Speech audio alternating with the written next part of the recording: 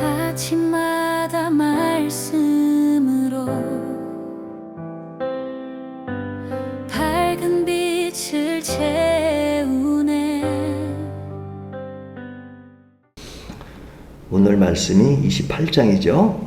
28장은 27장 다음으로 나오는 내용인데 27장을 우리가 설교 시간에 이야기를 했습니다.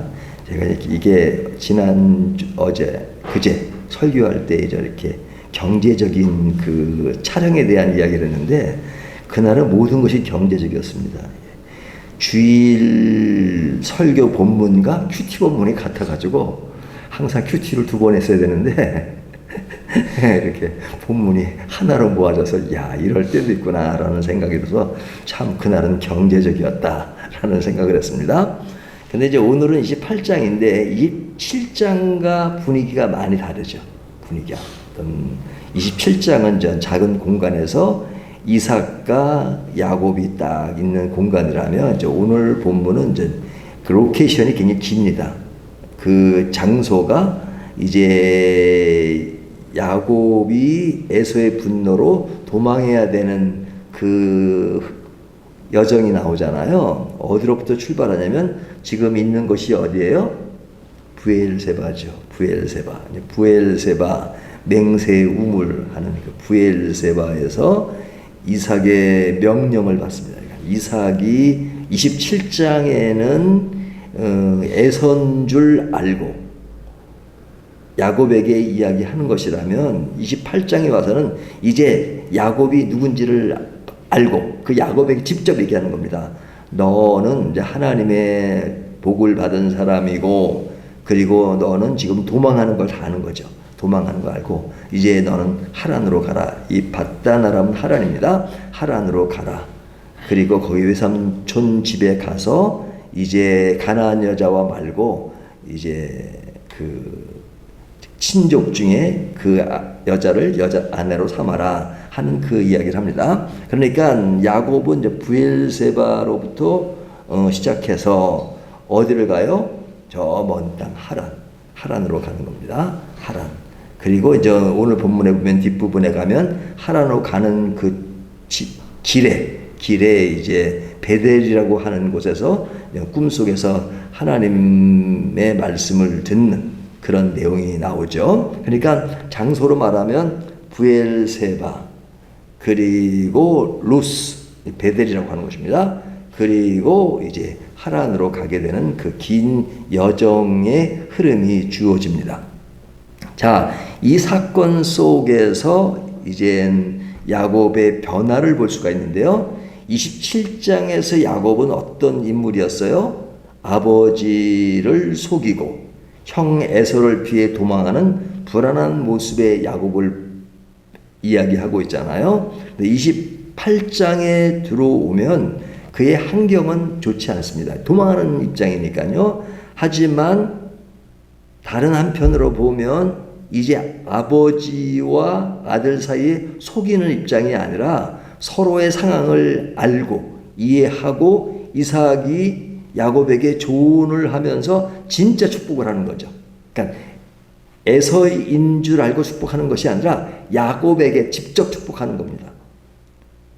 그래서 이야기를 전능하신 하나님이 너에게 아브라함의 복을 주시기를 원한다. 이 말을 이삭이 야곱에게 직접 하는 말입니다.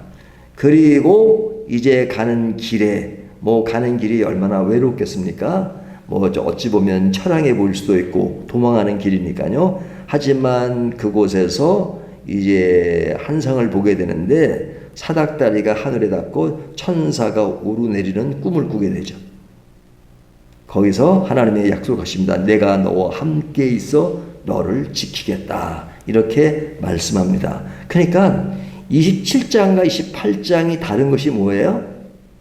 27장은 굉장히 인간적인 모습, 속이고 속는. 하지만 28장은 비록 가는 길은 도망의 길이지만 그 길에서 이루어지는 내용을 보면 굉장히 신앙적이죠.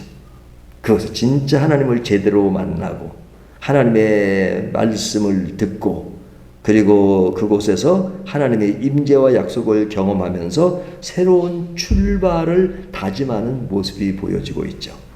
그런 의미에서 27장과 28장은 확연한 변화를 보여줍니다.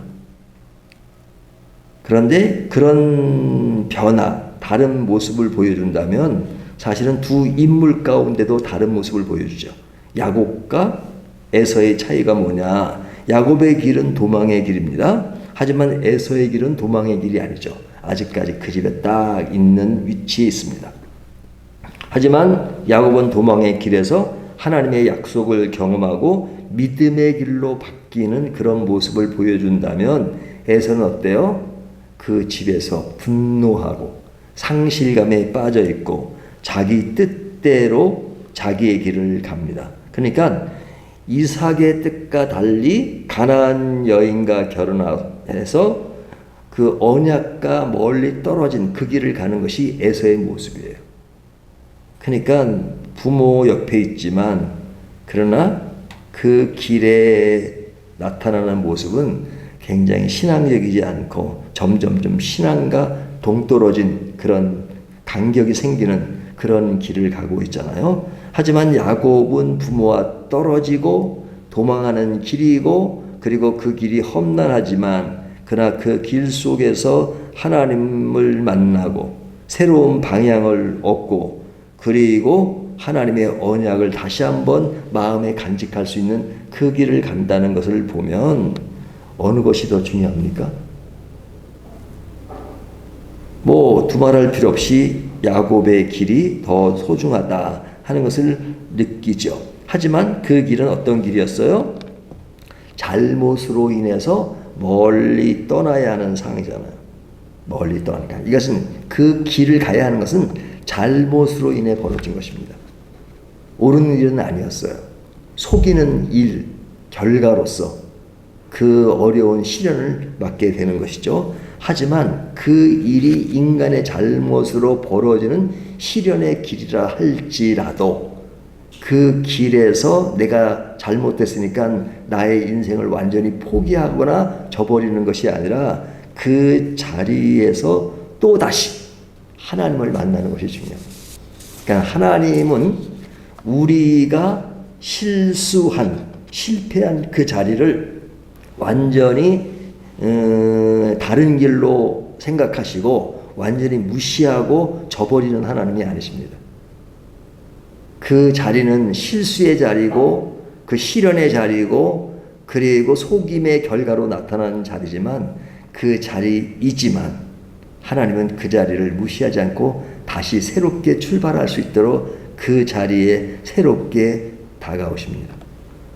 그리고 그 자리에서 새롭게 말씀하십니다. 우리의 실패와 두려움 속에서도 새로운 시작을 허락하십니다. 그렇기 때문에 베델이라고 하는 것은 야곱에겐 굉장히 중요한 자리입니다. 왜? 여기서 하나님이 너 나 속였지? 너 도망가니까 벌을 받는 거야. 그냥 끝났어. 너는 나를 만날 생각도 하지 마라. 그러는 것이 아니라 마치 과거가 없었던 것처럼 하나님은 또 새롭게 딱 또 이야기하십니다. 이제부터 중요하다. 그리고 내가 너와 함께 하겠다. 그렇죠?